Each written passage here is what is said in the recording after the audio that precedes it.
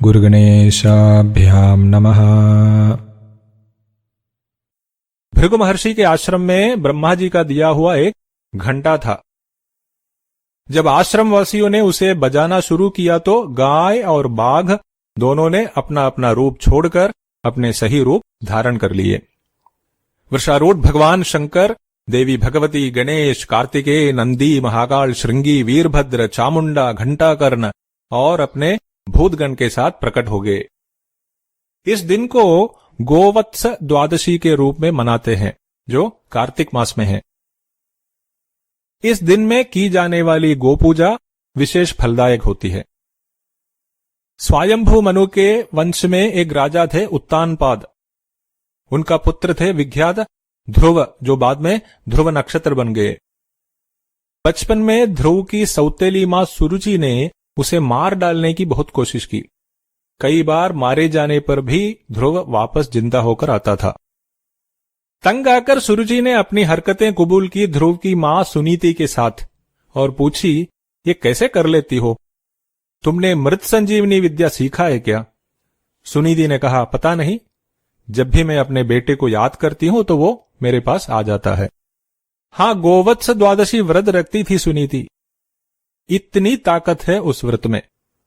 गोवत्स द्वादशी के दिन दोपहर के समय दिया जलाकर चंदन, फूल, अक्षत, कुंकुम से गौ की पूजा की जाती है और ग्रास दिया जाता है।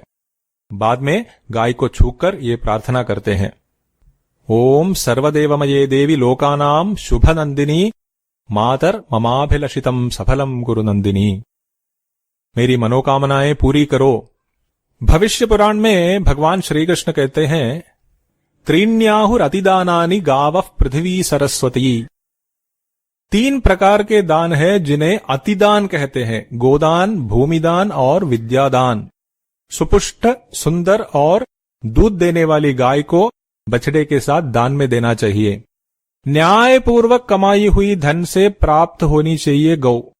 कभी भी बूढ़ी, बीमार, वंध्या, अंगहीन या दूध रहित गाय का दान नहीं करना चाहिए। गाय को सींग में सोना और खुरों में चांदी पहनाकर कांस्य के दोहन पात्र के साथ अच्छी तरह पूजा करके दान में देते हैं। गाय को पूरब या उत्तर की ओर मुंह करके खड़ा करते हैं और पूंछ पकड़कर दान करते हैं। स्वीकार करने वाला जब जाने लगता है तो उसके पीछे पीछे 8-10 कदम चलते हैं। जो विधिवत गोदान करेगा उसे सारे अभीष्ट प्राप्त होते हैं। स्वर्ग जाकर 14 इंद्रों के समय तक वो वहां रहता है। उसके सारे पाप मिट जाते हैं। गोदान से बढ़कर कोई प्रायश्चित नहीं है। सारे दोषों का, पापों का एकमात्र उपाय है गोदान। पुराणों में बताया है कि समस्त जीवजाल गोरूपा पृथ्वी के दोहन से उत्पन्न हुए। स्वयंभू मनु के वंश के राजा थे अंग।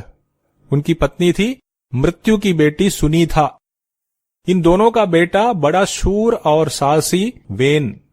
वो सम्राट तो बना लेकिन बड़ा अधर्मी और चरित्रहीन। उसके द्वारा लोक में पाप ही पाप फैला। महर्षियों ने उसे श्राप देकर मार दिया।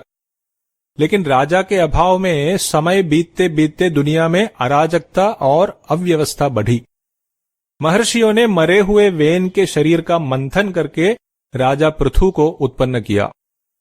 पृथु को भगवान विष्णु का अवतार मानते हैं। पृथु का राज्याभिषेक भी हो गया।